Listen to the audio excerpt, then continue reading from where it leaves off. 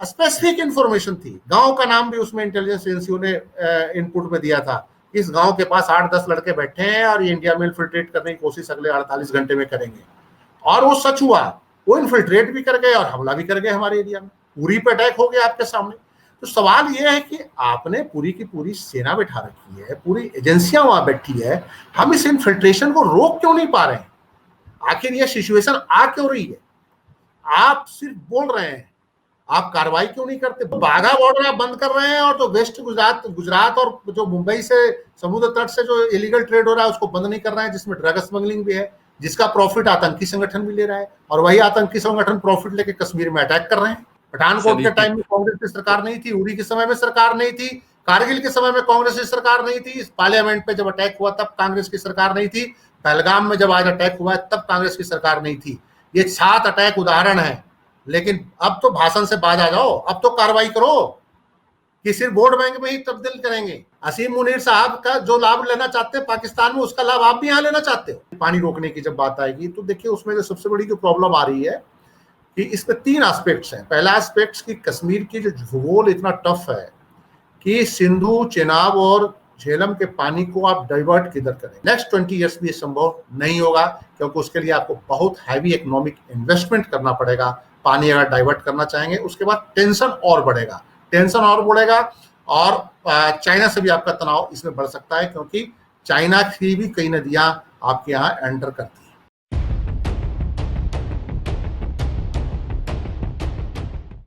भारतीय महाद्वीप, भारत, पाकिस्तान, नेपाल, बांग्लादेश, भूटान और उस पार उधर चाइना।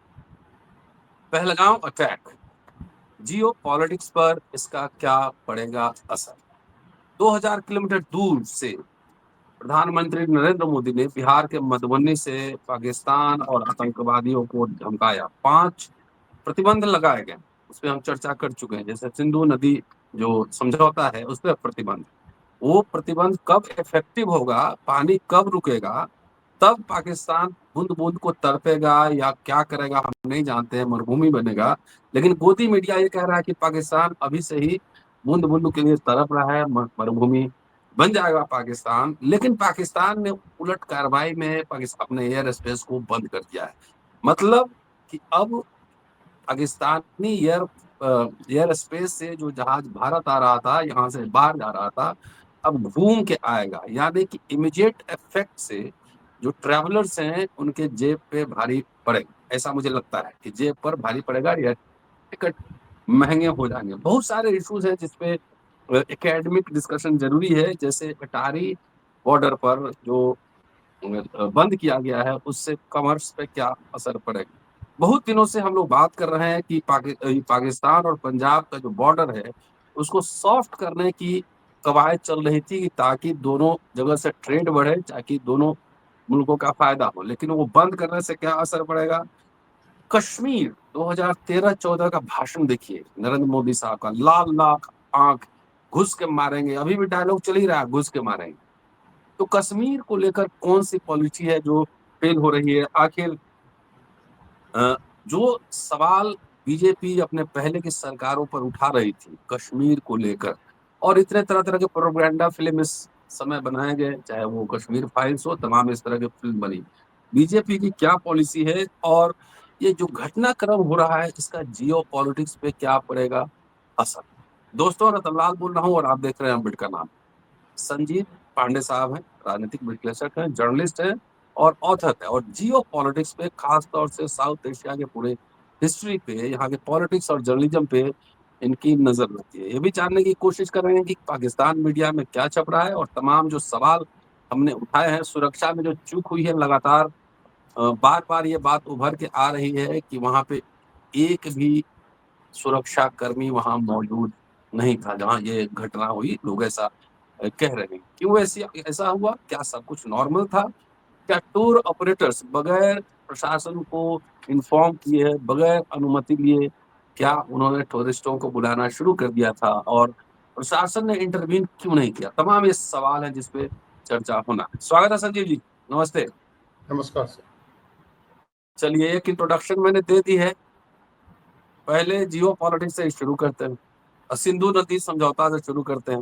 भारत रखेगा पानी कहाँ, और पाकिस्तान मरुभूमि कब कब बनेगा और बूंद बूंद के लिए कब तरसेगा? जी देखिए, सबसे पहले अगर भारत सरकार के उठाए हुए कदमों की हम बात करेंगे तो उसमें सिंधु जल समझौता के निलंबन की बात आई है और अटारी बॉर्डर बंद करने की बात आई है, पाकिस्तानी नागरिकों को भारत छोड़ने की बात आई है, और उसके बाद स्टाफ जो कम कर दिया गया है। हाँ, तो हाई तो हाई कमिश्नर्स के स्टाफ पे कैपिंग कर दी गई है। 30 स्टाफ रख सकते हैं शायद, मेरे हिसाब से जो जानकारी है। और इसी ढंग के रिटिलेटरी जो मतलब कि जवाबी कार्रवाई पाकिस्तान ने करी है, उन्होंने सिमला समझौता को निलंबित कर दिया है, उन्होंने भी हाई कमिश्नर जो भारत के वहाँ पे हैं उनके स्टाफ में कटौती करी है, और एयर स्पेस बंद किया है। तो देखिए, ये जो है एक टेम्पररी जो एक्शन लिया गया है। तो देखिए, जो सिंधु जल समझौता की सबसे पहले बात होनी चाहिए, क्योंकि सिंधु जल समझौता 1960 में हुआ, और 1960 में होने के बाद ये दुनिया के सबसे सक्सेसफुल दो देशों के बीच जल बंटवारे का समझौता माना जाता है। शायद दुनिया में मॉडर्न वर्ल्ड में ऐसा कोई उदाहरण नहीं है जो 61-65 के वार, कारगिल के वार के बावजूद वार टाइम में भी ये समझौता चलता रहा, कहीं कोई प्रॉब्लम नहीं आई, और लास्ट 65 ईयर से अनइंटरप्टेड ये समझौता चल रहा है। 9 साल का जो एक नेगोशिएशन के बाद वर्ल्ड बैंक ने मेडिएट किया था, उस नेगोशिएशन के बाद भारत पाकिस्तान के बीच ये जल समझौता हुआ था, इंडस वाटर ट्रीटी। इसमें सामान्य रूप से ब्रिटिश राज के टाइम में जो ज्वाइंट पंजाब था, और चूंकि पाकिस्तान भी ज्वाइंट था उस समय, पाकिस्तान का एरिया भारत के साथ था, तो नदी जल बंटवारा एक मेजर इशू बन गया।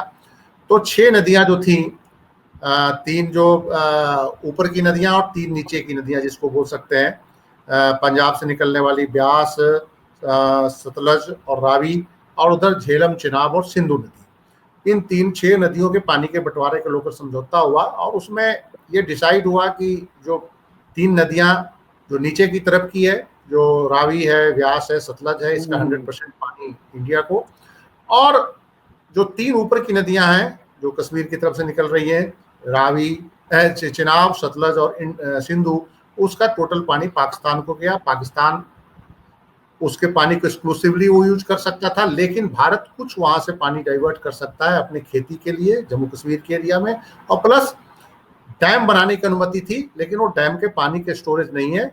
रन ऑन रिवर प्रोजेक्ट के तहत भारत डैम बना सकता है उस पर। अब सवाल ये उठता है कि बंटवारे में भी पाकिस्तान को बहुत फायदा हुआ था। नियर अबाउट 80% वाटर, 6 नदियों का जो टोटल वाटर का फ्लो था उसमें 80% पानी पाकिस्तान को मिला और 20% पानी इंडिया को मिला। नियर अबाउट 100 मिलियन एकड़ फुट या 110 मिलियन एकड़ फुट पानी पाकिस्तान को मिला था, और नियर अबाउट 33 मिलियन एकड़ फुट या 30 मिलियन एकड़ फुट पानी भारत को मिला था। भारत में बेसिकली वो पानी पंजाब, हरियाणा, राजस्थान के इलाके में वो इस्तेमाल होता है वो पानी।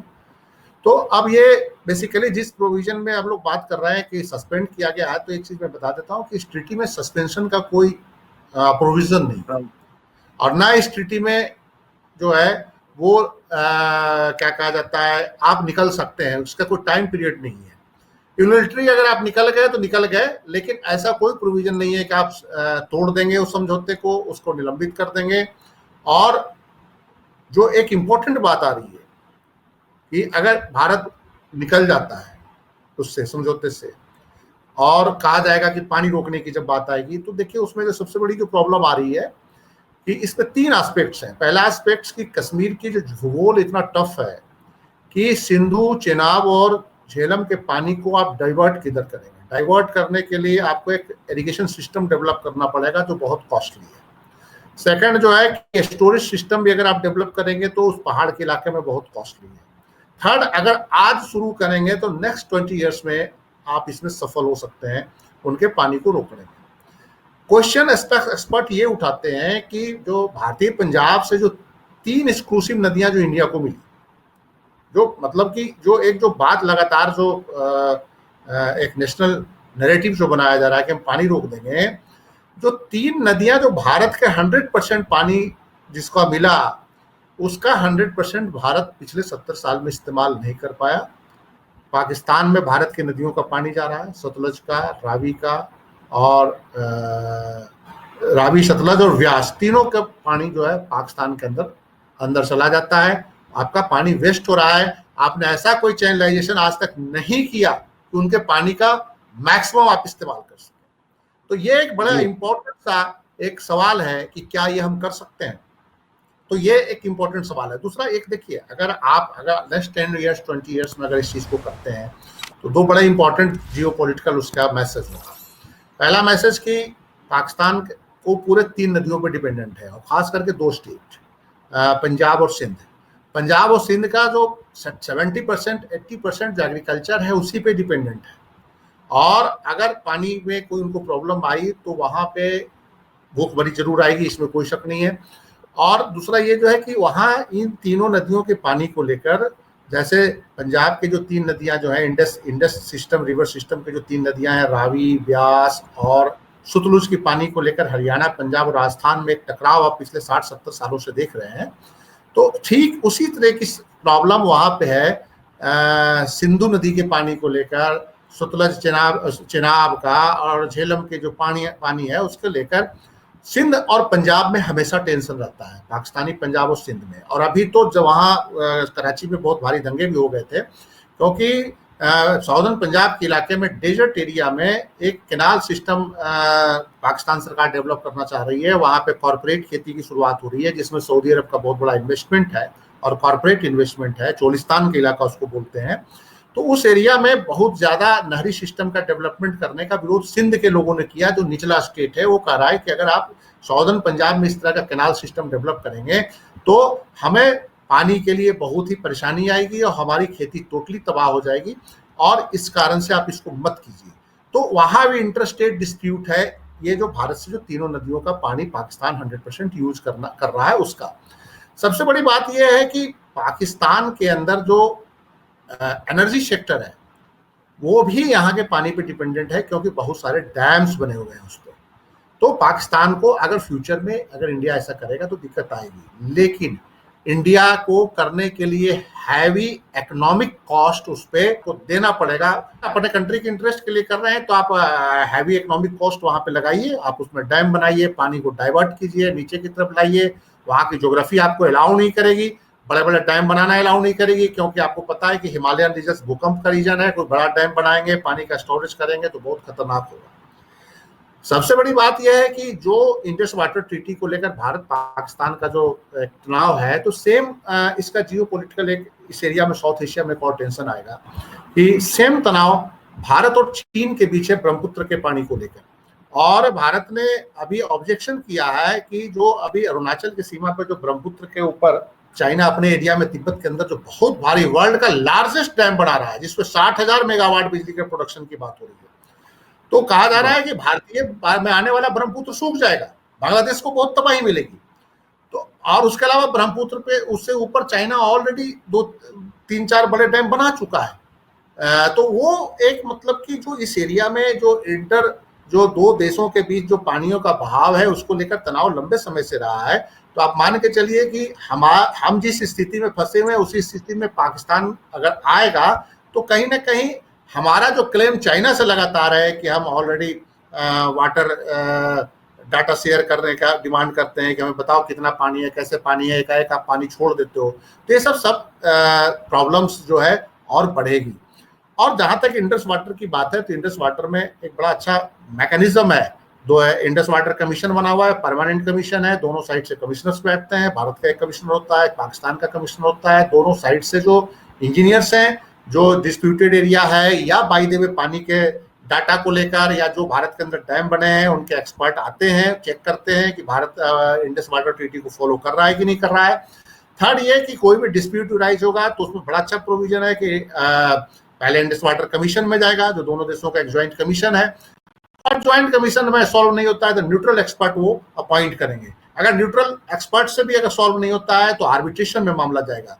तो एक बड़ा शानदार मैकेनिज्म ये 1960 के में बनाया था, और इसमें निश्चित रूप से उस समय जो पाकिस्तान के जो आर्मी चीफ थे या कमांडर इन चीफ भी थे, शासक भी थे, जनरल अयूब खान थे, और भारत के पंडित जवाहरलाल नेहरू थे, और ये दोनों ने बहुत ही सोच समझ के और पूरा का पूरा उस मैकेनिज्म को डेवलप किया था कि दोनों मुल्कों के बीच पानी को लेकर कोई फर्दर युद्ध ना हो, कोई तनाव ना हो। तो एक था। अब ये एक नया मतलब ये है कि 3 बार हुए, वार के दौरान भी एक कोई प्रॉब्लम नहीं आई थी, लेकिन अब एक टेररिस्ट अटैक जो हुआ है पाकिस्तान में, उसमें गवर्नमेंट ने बहुत सख्त स्टैंड लिया है। लेकिन प्रैक्टिकली ये कितना फिजिबल है, इस पे तमाम सवाल उठ रहे हैं कि ये संभव नहीं है। नेक्स्ट 20 ईयर्स भी ये संभव नहीं होगा, क्योंकि उसके लिए आपको बहुत हैवी इकोनॉमिक इन्वेस्टमेंट करना पड़ेगा। पानी अगर डाइवर्ट करना चाहेंगे, उसके बाद टेंशन और बढ़ेगा, और चाइना से भी आपका तनाव इसमें बढ़ सकता है, क्योंकि चाइना की भी कई नदियां आपके यहाँ एंटर करती हैं। जी जी। और चाइना का इकोनॉमिक इंटरेस्ट पाकिस्तान में भी है ना? देखिए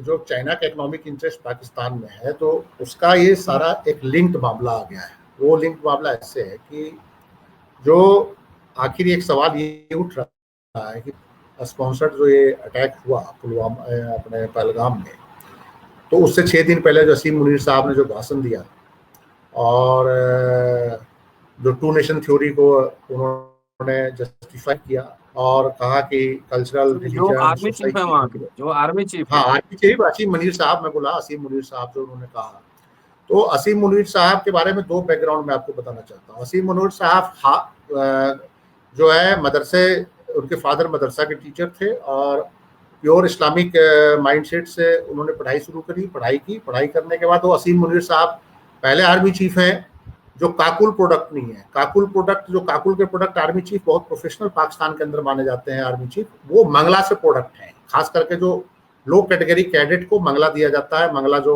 उनका कैडेट कॉलेज है मंगला का पाकिस्तान के अंदर, और जो ब्रिलियंट आर्मी चीफ जो उनको हुए हैं वो काकुल के प्रोडक्ट होते हैं, जो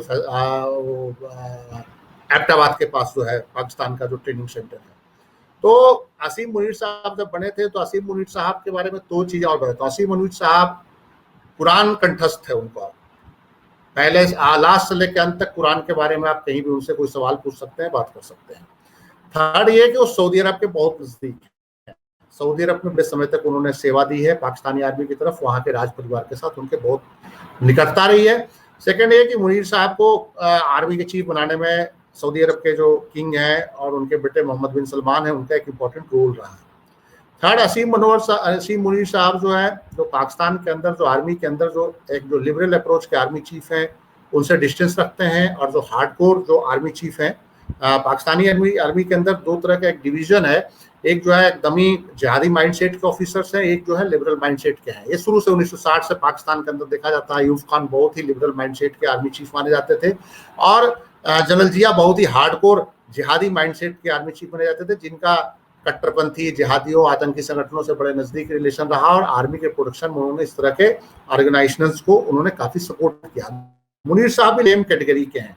मुशर्रफ साहब इनसे डिफरेंट कैटेगरी के माने गए थे, प्रैग्मेटिक थे, लिबरल थे मुशर्रफ साहब।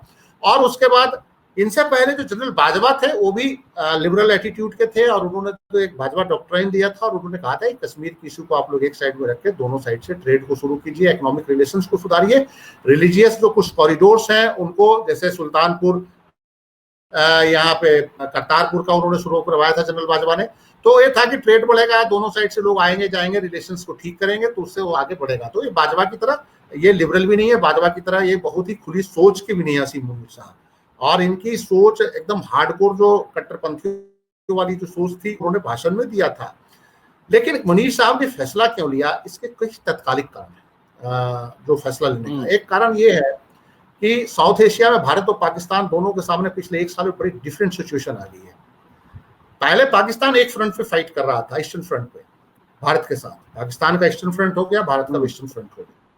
तो पाकिस्तान ईस्टर्न फ्रंट पे जब फाइट कर रहा था, तो आर्मी का कंसंट्रेशन उसका पूरा का पूरा जो था ईस्टर्न फ्रंट को लगा सकता था, उसको इकोनॉमिक बर्डन कम होता था, क्योंकि अफगानिस्तान से उस समय रिलेशन ठीक थे, क्योंकि अफगान तालिबान के बहुत सारे लीडर्स जो थे वो अफगानिस्तान पाकिस्तानी आईएसआई के और पाकिस्तानी आर्मी के कंट्रोल में ही थे, और पाकिस्तान को लगा था कि जब अफगान तालिबान पूरे का पूरा अफगानिस्तान को संभाल लेगा, तो हमको लगता है कि अफगानिस्तान से हम टोटली मुक्त हो जाएंगे, डुरंड लाइन सेफ हो जाएगा, जिसको लेकर अफगानिस्तान और पाकिस्तान के बीच टेंशन है, क्योंकि अफगानिस्तान डुरंड लाइन को मानता नहीं, पाकिस्तान के खैबर पख्तूनख्वा को अपना हिस्सा मानता है। तो वो मान रहे थे कि अफगान तालिबान आ गया है, सेफ हो जाएगा। लेकिन वो क्या हुआ है कि वहां पे जब पाकिस्तानी सेना ने 2-3 डिमांड्स उनसे किए अफगान तालिबान से, तो उन्होंने मानने से इनकार कर दिया। एक डिमांड था कि हम फेंसिंग करेंगे और ये जो घुसपैठ हो रही है रोकेंगे। तो वो अफगानों ने कहा कि हम ये बर्दाश्त नहीं करेंगे, क्योंकि खैबर पख्तूनख्वा में हम लोगों का रोटी बेटी का रिश्ता है और हमारे बहुत सारे अफगान नागरिकों की शादी खैबर पख्तूनख्वा में है। तो उन्होंने फेंसिंग को रोकने की कोशिश करी, कई बार गोलीबारी हुई और बॉर्डर पर टेंशन हो गया। सेकेंड ये कि जो इन्होंने तहरीके तालिबान पाकिस्तान के जो अफगानिस्तान के अंदर जो बैठे हुए जो जिहादी हैं, उन पे अफगान तालिबान से कहा कि ये कार्रवाई करो, पाकिस्तानी सेना के खिलाफ इधर अटैक करते हैं। अफगान तालिबान ने उस पर कार्रवाई नहीं करी, गोलियां चली, लगातार टेंशन है, फायरिंग हो रही है। तो पाकिस्तान का पूरा अब दोनों फ्रंट खुल गया है, अफगान फ्रंट भी खुल गया और इधर इंडिया फ्रंट भी खुला हुआ है। उधर ईरान बॉर्डर पे इनका टेंशन है काफी ज्यादा, ईरान से इनके रिलेशन शुरू से अच्छे नहीं रहे हैं। उसका कारण है सेक्टोरियन टेंशन। ईरान शिया मुल्क है और पाकिस्तान जो है सुन्नी मुल्क है, और दोनों के बीच शुरू से तनाव रहा है। इस बीच बलोच इंसर्जेंसी 2-3 साल में बहुत तेज हुआ है, और बलोच इंसर्जेंसी जो है वो पाकिस्तान को सीधा चुनौती दे रहा है। और बलूचिस्तान के अंदर लगातार चाइना पाकिस्तान इकोनॉमिक कॉरिडोर पर अटैक हो रहा है, और चाइना पाकिस्तान इकोनॉमिक कॉरिडोर के तहत सबसे ज्यादा इन्वेस्टमेंट बलूचिस्तान के अंदर हुआ है। और खास करके जो चाइना का जो सबसे इंपॉर्टेंट प्रोजेक्ट जो ग्वादर प्रोजेक्ट है, बंदरगाह प्रोजेक्ट जो है, वो बलूचिस्तान के अंदर है। और बहुत सारे हाईवे, बहुत सारे रेलवे लाइन में चाइना ने इन्वेस्ट किया। तो बलूचिस्तान में लगातार जो वायलेंस हुआ है उससे पाकिस्तानी सेना बहुत परेशान है। कई चीनी नागरिक मारे गए हैं। चीन के जितने प्रोजेक्ट है सब पे बलोच जो विद्रोही है अटैक कर रहे हैं। इवन कि तहरीके तालिबान पाकिस्तान भी अटैक कर रहा है खैबर पख्तूनख्वा के अंदर। तो चाइना भी फेडअप हो चुका है कि हमने 2015 में जो चीन पाकिस्तान इकोनॉमिक कॉरिडोर की जो शुरुआत करी है, नियर अबाउट $60 बिलियन का जो प्रोजेक्ट है उस पर लगभग $30 बिलियन खर्च कर चुके हैं। खर्च करने के बाद भी 10 सालों में इनको कोई रिटर्न नहीं आया, क्योंकि जब भी कोई इन्वेस्टमेंट करता है तो वहां से पैसा कमाता है। हाईवे सारे खाली पड़े हैं, हाईवे पे ट्रैफिक नहीं है। पोर्ट्स जो है, ग्वादर पोर्ट, वो अभी तक पूरी तरह से ऑपरेशनल नहीं हो पाया है। सेकंड, जो जहां इनका प्रोजेक्ट चल रहा है वहां पर अटैक हो रहे हैं। जैसे तो खैबर पख्तूनख्वा में एक इनका हाइड्रो प्रोजेक्ट था, वहां पे चीनी इंजीनियर्स मारे गए। तो असीम मुनीर साहब, एक तो ये प्रॉब्लम आई उनके सामने, दूसरा डोमेस्टिक उनके खिलाफ जो एक रिजनमेंट है, थर्ड इमरान खान का प्रेशर, जो जेल में बंद होने के बावजूद सेना के सामने झुका नहीं है, और इमरान खान लगातार गवर्नमेंट पे और सेना से सीधा टकराव ले रहा है। और उसके जो समर्थक हैं अभी भी सेना की बात मानने को तैयार नहीं है। सेना ने कई बार प्रपोजल उनको जेल में भेजा और कहा कि आप समझौता कर लो, वो मानने से पीछे हट रहे हैं कि नहीं, हम नहीं, समझौता नहीं करेंगे। इसी बीच पाकिस्तान की इकोनॉमी भी बहुत लुंज पुंज हो रही है। जो इनको फंड मिलते थे, चाइना तो कर्ज दे रहा है, चाइना तो पैसा वापस लेगा, और नहीं तो वो एरिया ले लेगा, जो इक्विटी के रूप में चाइना जो है कर्ज को इक्विटी में बदल देता है और उस पूरे एरिया पे कब्जा कर लेता है। जो अमेरिकन असिस्टेंस था, ट्रंप ने पिछले कार्यकाल में बोल दिया था कि हमने बहुत बड़ी गलती करी, इनको पैसा देके, तो सारा पैसा खा गए और टेररिज्म से कोई निपटने में विफल रहे। तो सेना को भी एक प्रॉब्लम आई है। ये सारे फैक्टर असीम मुनीर साहब जो हैं उनको एक ऐसी स्थिति में लेके आया है कि डाइवर्ट करने के लिए, इंटरनल बैलेंस को डाइवर्ट करने के लिए, चाइना को भी प्रेशर में लाने के लिए कि देखिए आपका जो है बहुत बड़ा जो इन्वेस्टमेंट है वो जो है, क्या कहा जाता है यहाँ पे,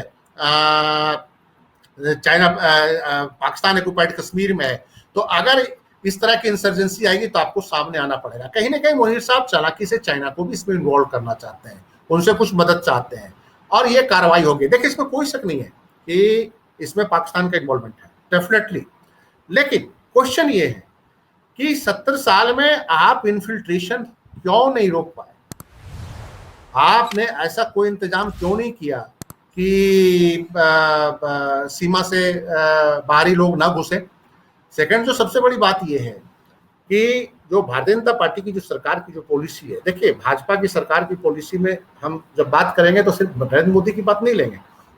आपको याद होगा जब अटल बिहारी वाजपेयी की सरकार थी इस देश में, तो कारगिल में घुसपैठ करके बैठ गए थे, पाकिस्तानी आर्मी के लोग आके बैठे हुए थे, उनके मिलिटेंट्स बैठे हुए थे कारगिल के अंदर, और हमारे एजेंसियों को पता नहीं चला, आके वो बैठे रहे, और यहाँ दिल्ली को कुछ सूचना ही नहीं थी। एक लंबी लड़ाई लड़ी आपने, लिमिटेड एरिया में लड़ी, लेकिन काफी खर्चीली लड़ाई लड़ी कारगिल के अंदर 1999 में।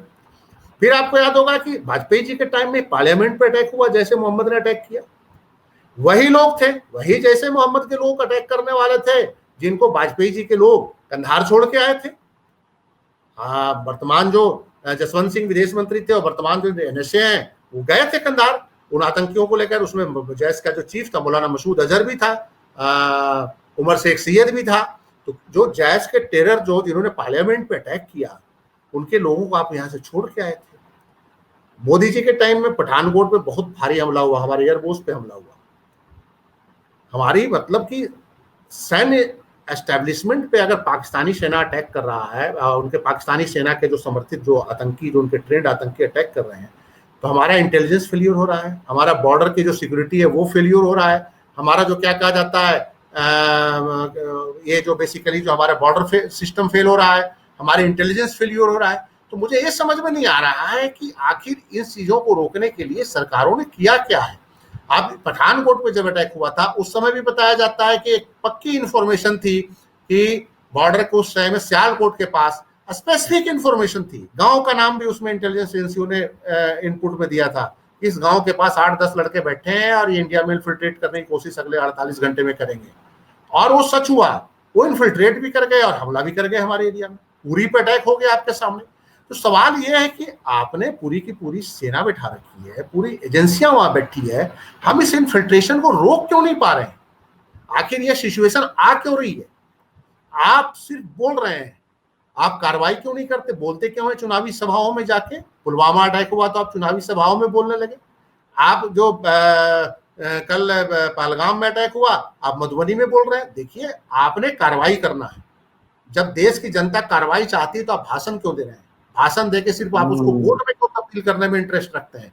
कार्रवाई से आपको विपक्ष भी आज साथ दे रहा है, पूरा विपक्ष ने यूनाइट होकर कहा है कि आप कार्रवाई कीजिए, लेकिन कार्रवाई नहीं करना, भाषण देना है, उसको वोट बैंक में तब्दील करना है। सवाल ये वाजिब है कि वहां पे 2000 अगर सैलानी थे पहलगाम में, तो इतनी फोर्स जो थी उनकी सुरक्षा का इंतजाम क्यों नहीं था? 2000-2500 कहीं भी लोग इंसर्जेंसी वाले स्टेट में जाते हैं, बेशक आप कहो कि शांत माहौल हो गया है, फिर भी 2-4-10 पुलिसकर्मी वहां पे मौजूद होते हैं। जो हमारे हरियाणा के जो आर्मी के ऑफिसर, जो उसमें नेवल जो ऑफिसर मारे गए, हमारे जो शहीद हुए नेवल के ऑफिसर, वहां पे उनकी बहन ने बयान दिया कि 1.5 घंटे तक क्या आधे घंटे तक उनके ब्रदर जो जिंदा थे और कोई बंदा वहां पे ना एम्बुलेंस सिस्टम था और ना कोई उनको सपोर्ट करने के लिए वहां पे आया, ना उनको ले जाने के लिए आया। इसका मतलब है कि उस पूरे एरिया को आपने आतंकियों के हवाले कर रखा था।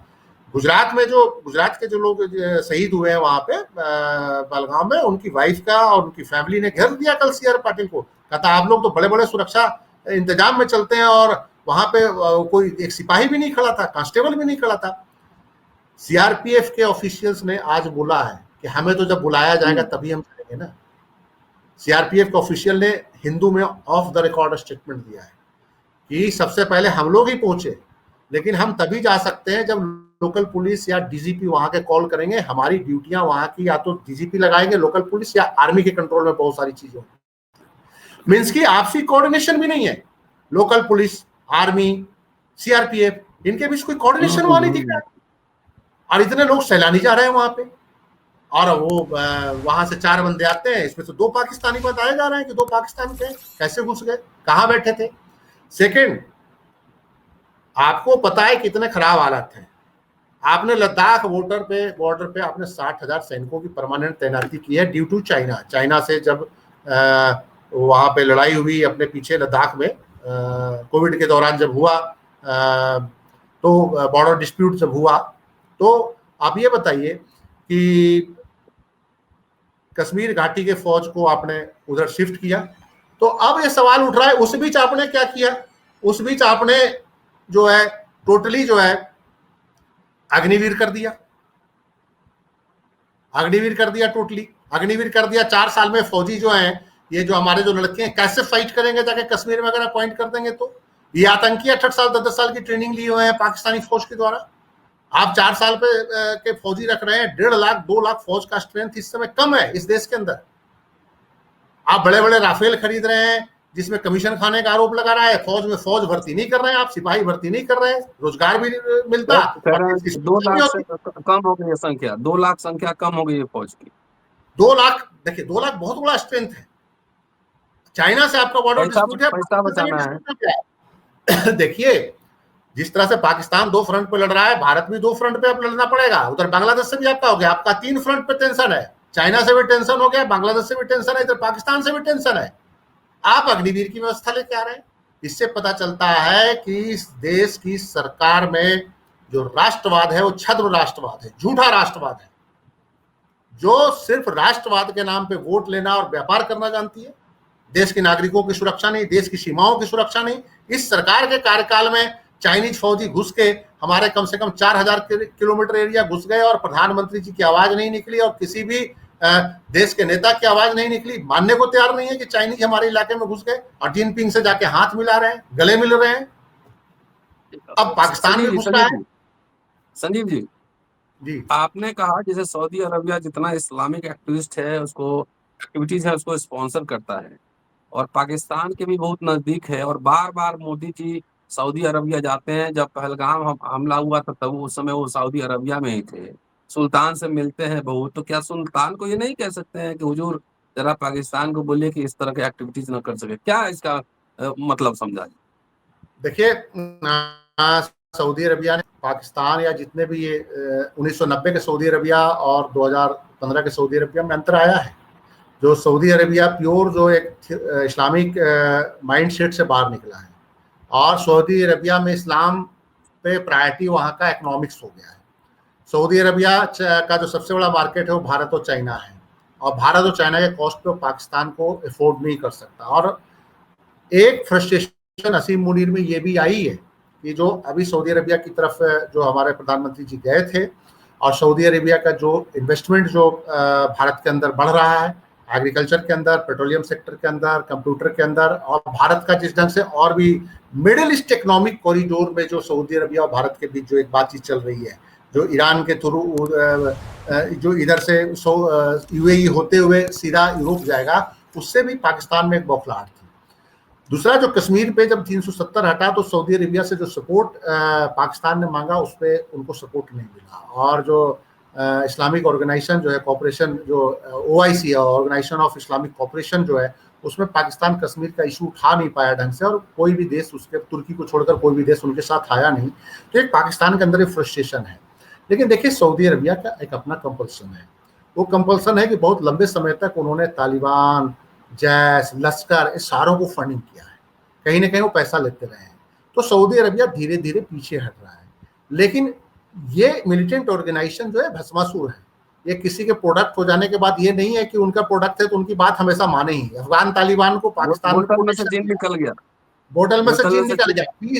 आप देखिए कि 2000 से 2020 तक अफगान तालिबान के सारे कमांडर पाकिस्तान के अंदर बैठे थे। क्वेटा सूरा था, पेशावर सूरा था, यहीं बैठे थे, यहीं इनकी मीटिंग्स होती थी। पाकिस्तान के ISI के ऑफिसर्स इनको डोनेट करते थे, पैसे देते थे, सारे लॉजिस्टिक सपोर्ट देते थे, अलग अलग जगह पे हल्का करना। अफगानिस्तान के अंदर सारे जो अफगान तालिबान हमला करता था, पाकिस्तान का लॉजिस्टिक सपोर्ट होता था। लेकिन अब जब अफगान तालिबान आ गया तो पाकिस्तान को कोई इज्जत ही नहीं कर रहा है। पाकिस्तान तो सोच रहा था कि सारे तालिबान सरकार ने निंदा की है जो घटना घटा है पहलगाम। देखिए, तालिबान भी एक फ्रस्ट्रेशन का कारण बना है पाकिस्तान गवर्नमेंट का। मान के चलिए जो पीछे क्या हुआ कि भारत और पाकिस्तान, अफगानिस्तान के बीच जो डिप्लोमेटिक रिलेशंस को बहाल करने के लिए 2-3 दौर की बातचीत दोहा की राजधानी कतर में हुई और ये भारत लगभग तैयार हो गया है कि अफगान तालिबान का जो दूतावास है भारत में, वो तालिबान का रिप्रेजेंटेटिव वो मान लेंगे। और भारत का अपने इकोनॉमिक इंटरेस्ट अफगानिस्तान के अंदर है, सेंट्रल एशिया में जाना है, तो वो तालिबान से लेकर उतनी रिजिड नहीं है। सर्टेन इश्यूज है, वुमेन राइट्स का इशू है, कुछ ह्यूमन राइट्स का इशू है जिसमें भारत का ऑब्जेक्शन है, लेकिन फिर भी ये बहाल करना चाहते हैं। और उसमें हमारे मोदी जी से ज्यादा इंटरेस्टेड हमारे कुछ बड़े देश के कारपोरेट घराने हैं जिनका सेंट्रल एशिया से लेकर अफगानिस्तान से लेकर वेस्ट एशिया में इंटरेस्ट है और उनके अफगान तालिबान से रिलेशन पिछले 20 सालों से है। वो उनको फंड भी देते रहे अपने इंस्टॉलेशन से हमले पे बचने के लिए, तो वो भी उसमें मध्यस्थ थे कि अफगान तालिबान से रिलेशन सुधारा जाए। दूसरा, अफगान तालिबान जो पश्तून डोमिनेटेड है, जो पाकिस्तानी पंजाबियों से अंदर से नफरत करता रहता है और बेसिकली उनका 20 साल प्रोटेक्शन तो रहे, लेकिन अंदर खाते हुए पाकिस्तानियों से चिढ़ते भी रहे हैं। रेस और नस्ल एक ऐसा फैक्टर है जिसके बेस पे उनकी आपसी लड़ाई होती रही है। पाकिस्तान से उसके रिलेशन तब खराब हुए जब अफगान तालिबान के एक सीनियर पदाधिकारी ने जनरल लियाजी के सरेंडर का फोटो डाल दिया। जब बॉर्डर में फायरिंग हुई दोनों के बीच, तो पाकिस्तान ने जब धमकी दी तो अफगान तालिबान के एक बड़े पदाधिकारी ने क्या किया कि जनरल लियाजी और जगजीत सिंह अरोड़ा का जो एक फोटो था जिसमें जनरल नियाजी सरेंडर कर रहे थे 1971 में ढाका में, वो फोटो डालते हुए पाकिस्तानियों के ट्विटर पे डाल दिया और कहा कि यही हालत हम करेंगे तुम लोगों का जो भारतीयों ने तुम्हारे साथ बांग्लादेश में किया था। तो उसके बाद रिलेशन इनके बहुत ही ज्यादा पाकिस्तान के खराब हो गए। तो मेरा ये मानना है कि ये जो सारी स्थिति बन रही है, इस स्थिति में एक दोनों मुल्कों के लिए जो सबसे खराब फैक्टर है कि दोनों मुल्कों का दोनों फ्रंट खुला हुआ है, पाकिस्तान का भारत फ्रंट, अफगान फ्रंट, और भारत का बांग्लादेश फ्रंट और पाकिस्तान फ्रंट। दोनों की इकोनॉमी बहुत खराब है, दोनों की आर्थिक स्थिति अच्छी नहीं है, दोनों देश, पाकिस्तान तो एकदम ही बदहाली में चला गया है और भारत जो है कर्ज में डूबा हुआ, भारत भी का भी कर्ज बढ़ रहा है, गरीबी बढ़ रही है। तो ये सारे फैक्टर के बाद जो इस तरह के अटैक हो रहे हैं वो बहुत अच्छे संदेश नहीं देते। जिस ढंग से हमारी पॉलिसी है गवर्नमेंट की, हमारी पॉलिसी जो गवर्नमेंट की है उस पर बड़ा क्वेश्चन है। हमारे एजेंसियों की अकाउंटेबिलिटी कहाँ जा रही है, वो बंदे कैसे बैठे हैं। आपने तो कहा था कि वहां शांति आ गई टोटली 370 हटने के बाद, लेकिन इतना खतरनाक अटैक हो गया। मैं समझता हूँ कि 370 के बाद सबसे डेंजरस अटैक हुआ है। तो मेरा ये मानना है, पुलवामा इससे पहले डेंजरस अटैक हुआ था, कौन आया कैसे आया उसका आज तक कोई पता नहीं चला। लोग ये सरकार पे भी सवाल उठाते हैं कि कहीं चुनावी फायदे के लिए कहीं भारत से ही तो नहीं कुछ शरारत हुई है। तो ये जो सारे फैक्टर्स है, इस पर सरकार को नीट एंड क्लीन आके सामने आना पड़ेगा, क्योंकि हमारे मतलब कि इतने लोग शहीद हो गए, उनकी जान की कोई कीमत नहीं है। सारे सुरक्षाकर्मी जो है वो सब वीआईपी सिक्योरिटी में ही रहेंगे, उनकी सुरक्षा के लिए वहां कोई है नहीं। तो ये एक बहुत बड़ा फैक्टर है। चलिए, शुक्रिया संजीव जी। और चलते चलते एक छोटा सा और सवाल कि आखिर पाकिस्तान बदहाली में है, भारत की अर्थव्यवस्था ठीक नहीं है, कर्ज बढ़ता जा रहा है, और इस तरह के एम्बार्गोज और प्रतिबंध जो लग रहे हैं, इसका क्या इम्पैक्ट होगा दोनों देश पर? देखिए, दो तरह की बातें हैं। पहली बात तो है कि पाकिस्तान बदहाली में है। पाकिस्तान की बदहाली का कारण उनका अपना डोमेस्टिक है, उनका अपना माइंड सेट है। एक इस्लामिक स्टेट बना 2 नेशन थ्योरी पे, और उस इस्लामिक स्टेट को जिन्ना साहब ही नहीं संभाल पाए। जिन्ना साहब की जब मौत हुई, बीमार थे, उनको रास्ते में एम्बुलेंस नहीं मिला था, लियाकत अली खान मौज मस्ती कर रहे थे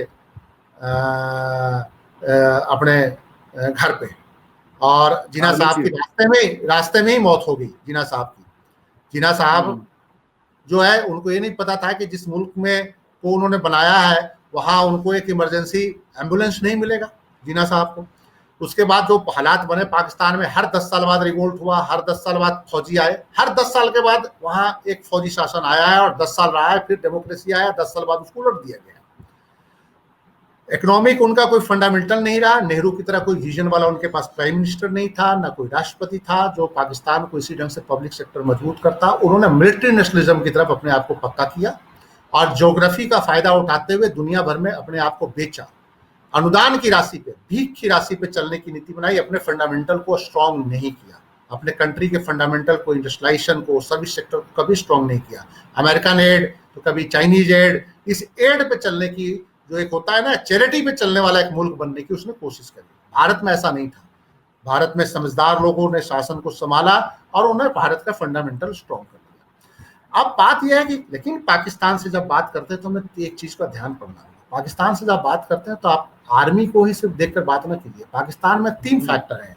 पाकिस्तान की सिविल सोसाइटी, पाकिस्तान के नागरिक जो भारत से अच्छे संबंध चाहते हैं, एक बहुत बड़ा तबका भारत से अच्छा संबंध चाहता है।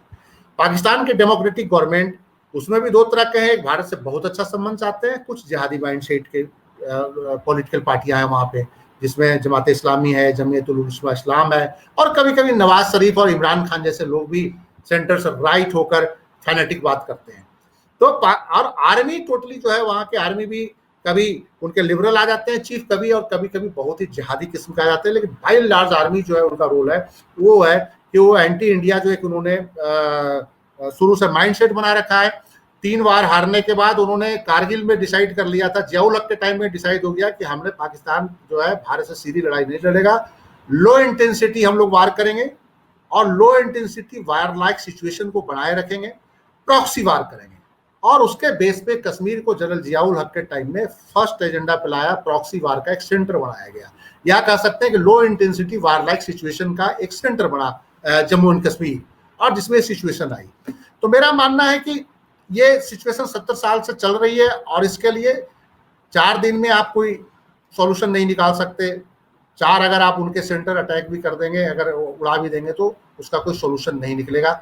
आपको लॉन्ग टर्म अप्रोच करना पड़ेगा। लॉन्ग टर्म अप्रोच में उनके जिहादी माइंडसेट को कैसे खत्म किया जाए, उसके लिए प्लानिंग करनी पड़ेगी। वहां के जो डेमोक्रेटिक इंस्टीट्यूशंस को कैसे मजबूत किया जाए, उसके लिए आपको सोचना पड़ेगा, जो भारत से अच्छे संबंध बनाए। अब बात आती है ट्रेड एंड कॉमर्स की। देखिए, पिछले 5-7 सालों से वाघा बॉर्डर से ट्रेड नहीं हो रहा है, बहुत लिमिटेड ट्रेड। $2 बिलियन था जब सस्पेंड किया था वाघा बॉर्डर वाला, जो वो था पहले, जो ट्रेड सस्पेंड किया था उस समय। अब वो घट के $500 बिलियन के करीब रह गया है। ट्रेड रिलेशंस आपके पाकिस्तान से बहुत ज्यादा नहीं है, तो वाघा बॉर्डर अगर आप टोटली क्लोज भी कर दोगे तो उससे बहुत ज्यादा इंपैक्ट नहीं पड़ने जा रहा है, क्योंकि ट्रेड ऑलरेडी 5 सालों में बहुत आपका घटा हुआ है। लेकिन जो इलीगल ट्रेड है वो बढ़ेगा। इलीगल ट्रेड आज भी हो रहा है, वो बॉम्बे की तरफ से हो रहा है। बॉम्बे, गुजरात और ये जो सारा कुछ जो एरिया है, वहां से समुद्र तट से इलीगल ट्रेड हो रहा है और वो सीधा कराची पहुंच रहा है या वाया दुबई हो रहा है। और वो ट्रेड एस्टिमेटेड, रिपोर्टेड ट्रेड है, वो $20 बिलियन है। ये फायदा किसको जा रहा है?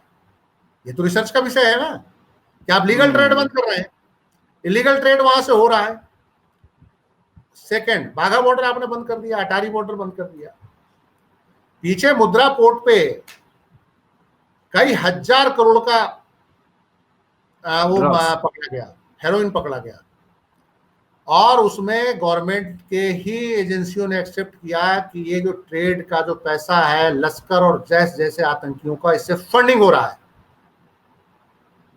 आपके पोर्ट पे माल उतर रहा है, पकड़ा जा रहा है, और इसका जो प्रॉफिट है उसका एक हिस्सा पाकिस्तान के उग्रवादी संगठनों को जा रहा है। बेंस की आपको पता है, तो फिर आप कहां से पाक साफ हो गए? और क्यों नहीं उस ट्रेड को रोका जा रहा है जो इलीगल ट्रेड हो रहा है? तो वाघा बॉर्डर आप बंद कर रहे हैं, और जो वेस्ट गुजरात और जो मुंबई से समुद्र तट से जो इलीगल ट्रेड हो रहा है उसको बंद नहीं कर रहे हैं, जिसमें ड्रग स्मगलिंग भी है, जिसका प्रॉफिट आतंकी संगठन भी ले रहा है, और वही आतंकी संगठन प्रॉफिट लेके कश्मीर में अटैक कर रहे हैं। तो ये एक बड़ा इंपॉर्टेंट इश्यू है कि वाघा बॉर्डर हल करना नॉर्थ इंडिया के इकोनॉमी को तबाह करेगा, लेकिन जो वेस्ट इंडिया से जो इलीगल ट्रेड वाया दुबई और वाया कराची जो पाकिस्तान में है, नियर अबाउट $20 बिलियन का, वो और फलेगा। ये हो सकता है अगले साल रिपोर्ट आ जाए कि वो बढ़ के $25 बिलियन हो गया। तो काम तो चलना नहीं, भारत से दवाइयां जाएगी, वाघा से ना जाए वो उधर से जाएगा। महंगी दवाइयां लेंगे पाकिस्तानी, लेकिन लेंगे वो, क्योंकि उनको यूरोप से सस्ता पड़ता है जितना महंगा ले। तो हम समझते हैं कि ये जो सारी जो चीजें हो रही है उसको या तो पूरी तरह से बंद कर दो, आधी अधूरी कार्रवाई। और जो सबसे बड़ी बात है कि अब भाषण देने का समय ही नहीं, जनता के बीच आप बोलिए ही नहीं कि हम ये कर देंगे वो कर देंगे। आप कार्रवाई कीजिए, पक्की कार्रवाई कीजिए, विद प्रूफ कार्रवाई कीजिए कि लोग सवाल ना उठाए। सारा देश आपके साथ खड़ा है, इस पे कोई कंप्रोमाइज नहीं करेगा, चाहे वो लेफ्ट है, चाहे वो राइट है, चाहे वो सेंटर के लोग हैं, चाहे वो अम्बेडकराइट है, चाहे कोई भी है। देश का हर जनता जो है देश की सीमा के साथ सुरक्षा के लिए खड़ी है। लेकिन आप जो है, आपके जो हाचाल भाल ढाल जो है वो सबके पैदा करते हैं कि आप भाषणबाजी करते हैं, आप कंक्लूजन वाली कार्रवाई नहीं करते। पुलवामा के समय में कंक्लूजन वाली कार्रवाई हुई, उरी के समय में कंक्लूजन वाली कार्रवाई होती, पठानकोट के समय में कंक्लूजन वाली कार्रवाई होती, कारगिल में इतना बड़ी अपनी लड़ाई लड़ी, कंक्लूजन वाली कार्रवाई हो जाती, पार्लियामेंट पर अटैक हुआ, कंक्लूजन वाली कार्रवाई होती। इस समय कांग्रेस की सरकारें नहीं थी, पठानकोट के टाइम में कांग्रेस की सरकार नहीं थी, उरी के समय में सरकार नहीं थी, कारगिल के समय में कांग्रेस की सरकार नहीं थी, पार्लियामेंट पे जब अटैक हुआ तब कांग्रेस की सरकार नहीं थी, पहलगाम में जब आज अटैक हुआ है तब कांग्रेस की सरकार नहीं थी। ये 7 अटैक उदाहरण है। लेकिन अब तो भाषण से बाज आ जाओ, अब तो कार्रवाई करो कि सिर्फ वोट बैंक में ही तब्दील करेंगे, सिर्फ कि हिंदू वर्सेस मुस्लिम करा के डाइवर्ट कराने के लिए सिर्फ इसका जो शहीदों की लाश पर राजनीति करेंगे। ये एक इंपॉर्टेंट सवाल है इस सरकार से। हमें कार्रवाई चाहिए, हमें वो नहीं चाहिए कि आप वोट लीजिए, हिंदू वर्सेस मुस्लिम करा दीजिए, इस देश के मुसलमानों को जहां चाहिए वहां पीट दीजिए। क्या वो जो है जम्मू कश्मीर में जो अभी पीछे फायरिंग हुई है उसमें जो जवान शहीद हुआ है वो मुसलमान है। अभी 2-3 दिन पहले कहीं पे मैं पढ़ रहा था, फायरिंग हुई है आतंकियों से, उसमें हमारे जो जवान शहीद हुए हैं वो मुस्लिम लड़का है। तो इस देश में भारत अब पाकिस्तान के जो आतंकियों से खुंदक निकालने के बजाय भारत के मुसलमानों से खुंदक निकाल रहा है और सड़क पर चलते हुए उनका बाइकाट करो। उन्होंने क्या कर रखा है? क्या वो पाकिस्तानी है? वो लश्कर के साथ है? मतलब कि इसका मतलब है गंभीर कि सवाल। आप भी साफ नहीं हो। असीम मुनीर साहब का जो लाभ लेना चाहते हैं पाकिस्तान में, उसका लाभ आप भी यहां लेना चाहते हो। तो ये जो चलिए, है, टू एक्सट्रीम्स। पाकिस्तान पे तो सख्त कार्रवाई का टाइम है, भाषण देने का टाइम नहीं है। जनता को, देश की जनता को रिजल्ट चाहिए कि इन आतंकियों को कैसे आप खात्मा करेंगे। Two extremes feed each other, पुरानी कहावत है। और 7 अटैक का जिन्होंने चर्चा किया, संजीव जी ने चर्चा किया, क्या ये अटैक्स, टेररिस्ट अटैक्स, ये पॉलिटिकल मुर्गा है, इसको सिर्फ चुनाव के समय काटा जाएगा। कोई कंक्रीट कार्रवाई इन पर नहीं हुई। बालाकोट वाला मामला उछाला गया, लेकिन उसका सच्चाई क्या है, यथास्थिति क्या, सच्चाई क्या है, ये सब हम जानते हैं, सब जानते हैं। शुक्रिया, देखते रहिए आप भटकर। शुक्रिया संजीव जी, बहुत शानदार बातचीत के लिए।